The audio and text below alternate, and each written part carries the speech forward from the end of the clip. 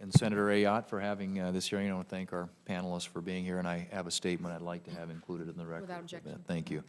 I'd like to direct this question. I guess it has to do with the EU ETS issue, and I'm kind of open this up, I suppose, to whoever wants to answer it. But I think that presents a real challenge to U.S. Operators, and that's why Congress gave the DOT the authority to protect our air carriers and the traveling public from what is unilateral taxation in effect. And I'm encouraged to hear that EU negotiators are considering extending the current stop the clock at least through 2016. And I guess my question has to do with, while we hope for an extension that continues that existing moratorium, how would the expiration of this stop the clock affect aviation competitiveness, U.S. consumers, and U.S.-EU trade relations? Mr. Calloway, perhaps take that. First of all, Senator Thune, thank you very much for all your support and your leadership on the issue and the leadership of this committee. Frankly, if Congress had not done what it did last year, the EU never would have backed off and never would have put the stop the clock in place. That stop the clock and their statement was based on progress at ICAO in September and October of this year. We believe considerable progress was made, but I guess I would say to you that the Congress is going to have to remain vigilant on this issue. Experience with the EC and the EU suggests that there will be constant reconsideration of this, even if that vote is positive in the next few weeks. If they move the clock ahead, or if they put the stop the clock to 2016, all positive, but I would bet there'll be another effort to roll it back at times. And it does put us at a disadvantage, and it's just wrong. There's nothing about the tax that goes towards aviation or making aviation any better. It's extraterritorial, as you well know, and it's something that should have been done in the first place. So again, thank you very much, all of you, for your help on that issue. Without your help and what DOT did in the administration last year, that would be in place right now.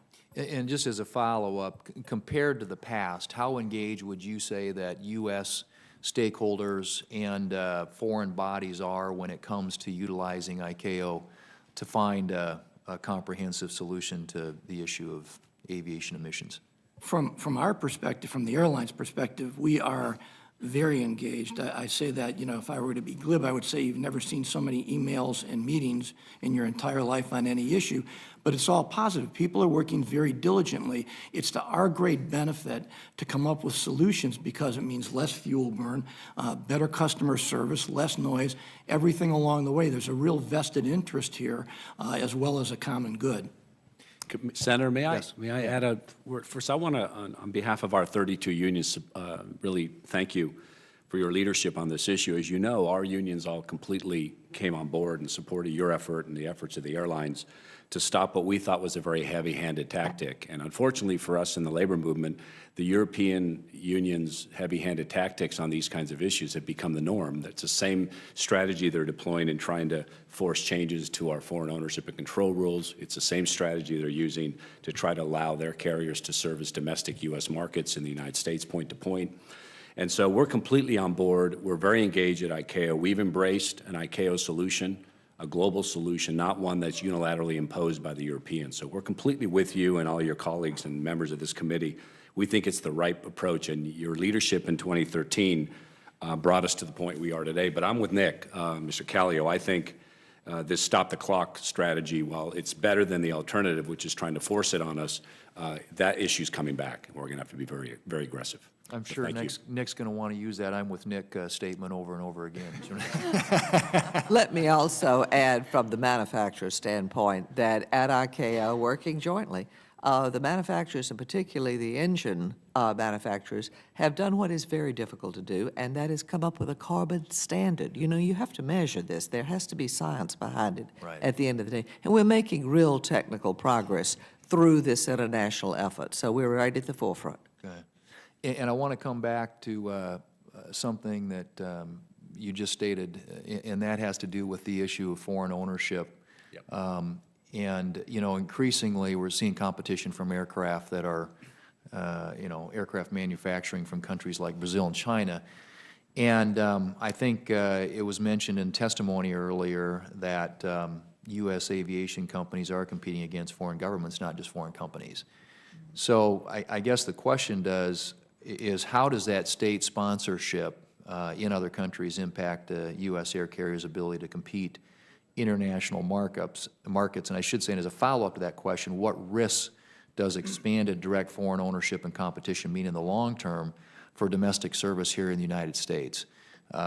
Will we always have more or fewer carriers and flight options domestically for the traveling public, say 10 to 15 years down the road?